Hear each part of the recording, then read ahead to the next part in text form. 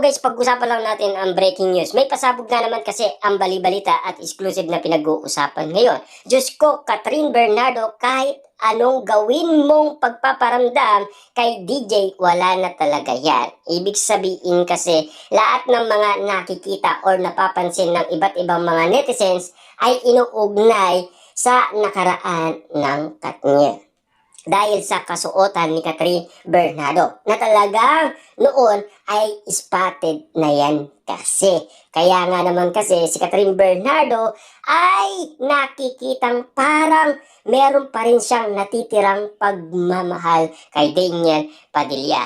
Subalit, ayon kasi sa karamihan, kahit ano daw gawin ni Catherine Bernardo, ay hindi na siya babalikan pa ni Daniel Padilla. Kasi napagod na talaga si Daniel Padilla.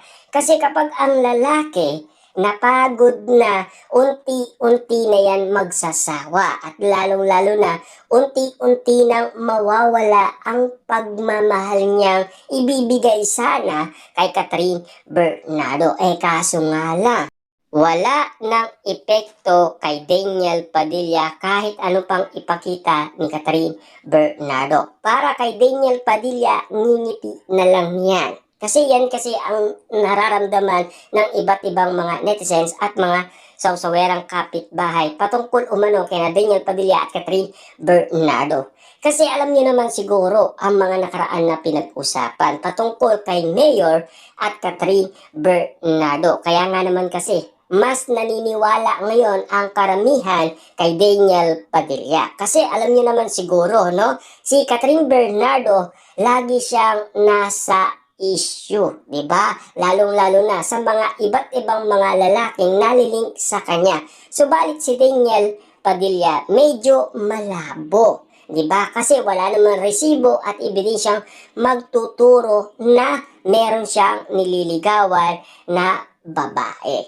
Pero si Catherine Bernardo, marami silang nauuli. Tulad na lamang kasi ni Mami Min Bernardo sa pag-follow at unfollow, di ba? Kay Mayor Mark Alcala at tulad din naman ni Trina na malapit na kaibigan ni Catherine Bernardo na alam kasi ng karamihan na si Trina ay malapit niya rin kaibigan si Mika Reyes. Siyempre, alam niyo naman siguro, alam daw ni Trina kung papaano kasakit ang ginawa ni Mayor Mark Alcala kay Mika Reyes. Kaya pinagsabihan daw ni Trina si Catherine Bernardo na iwasan na si Mayor Mark Alcala. Papaano nga naman kasi sila Mika Reyes at Mayor Mark Alcala, sila pa.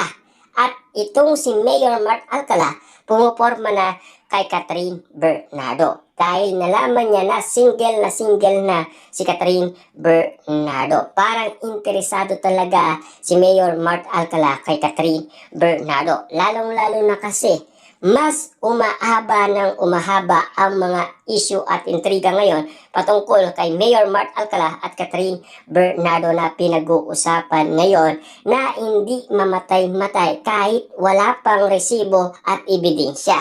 Kaya nga naman kasi ang iba, nag-aanap sila ng mga resibo at ebidensyang magtuturo na meron talagang relationship sina Mayor Mark Alcala at Catherine Bernardo. Kaso nga lang kasi, lahat ng mga pinag-uusapan ngayon, mas nakikita nagiging matured na si Daniel Padilla. Dahil yan kasi ang mga nakikita ng karamihan. Subalit, may issue pa rin kay Daniel Padilla ang kanyang pagsasalita, di ba? Kasi gwapo daw siya, pero hindi magaling magsalita. Ayon sa karamihan. Baka nga naman kasi manibago din yan at baka magkaroon ng posibleng pagbabago kay Daniel Padilla. Diba? Kasi kita niyo naman, no? Maraming pinakita si Daniel Padilla sa atin na pagbabago. Tulad na lang ng pagbablog na gusto ng iba't ibang mga netizens at mga sawsawerang kapitbahay. Lalong-lalo na ang mga Dilulu fans ni Daniel Padilla. At lalong-lalo na, si Daniel Padilla daw malakas ang appeal at charm. Yan kasi ang nakikita ng mga iba't ibang mga kababahihan patungkol sa nangyayari kay Daniel Padilla. At lalong-lalo na, napaka-astig ng ginawa ni Daniel Padilla dahil kinalbo niya ang kanyang sariling buhok. Kasi maliit na lang ang kanyang buhok. Kasi alam niyo naman siguro, spotted pa yon sa ABS-CBN ball, 'di ba? Doon natin nasilayan yun. Kasi alam niyo naman siguro, no? Si Daniel Padilla, talagang super guwapo siya at baby face na baby face ayon sa iba't ibang mga netizens. Lalo-lalo na kasi, marami pang nasasabi ang mga netizens, Daniel, it's time na maging daring ka na sa mga project or rules mo. Yan kasi ang mga nasasabi ng karamihan. Lalo-lalo na, may bagong movie na pinag-aandaan si Daniel Padilla na pinag-usapan na to last 2024. Kaso nga lang, niluluto pa. Kasi mas nauna ang teleserye ni Daniel Padilla na incognito na kanyang napasikat. Lalong-lalo na kasi, alam niyo naman siguro, no? Pinag-uusapan ngayon si Daniel Padilla na meron siyang tour, 'di ba? Ngayong September at lalong-lalo na sa darating na October 2, magkakaroon siya ng award at siya ay pupunta ng South Korea tulad ng nangyari umano kay Catherine Bernardo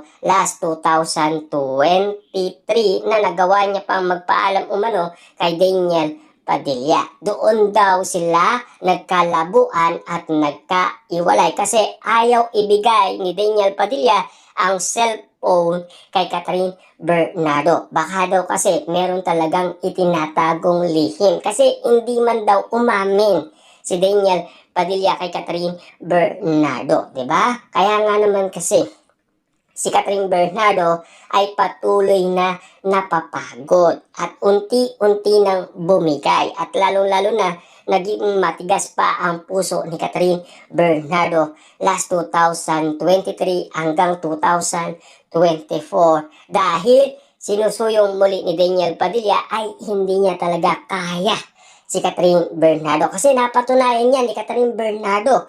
Kasi kita-kita niyo naman, no? Pinatunayan ni Catherine Bernardo sa 3 direktor na hindi na siya makikipagbalikan kay Daniel Padilla. At hindi na masusunod si Daniel Padilla sa lahat ng gusto niya. Diba? Kita niyo naman, diba? Catherine Bernardo, kaya niyang patunayan at kaya niyang labanan si Daniel Padilla nung oras na yon na nagkaroon sila ng reunion kasama ang 3 direktor. Kaya nga naman kasi nagulat si Direk Cathy sa sinabi ni Catherine Bernardo nung araw na yun.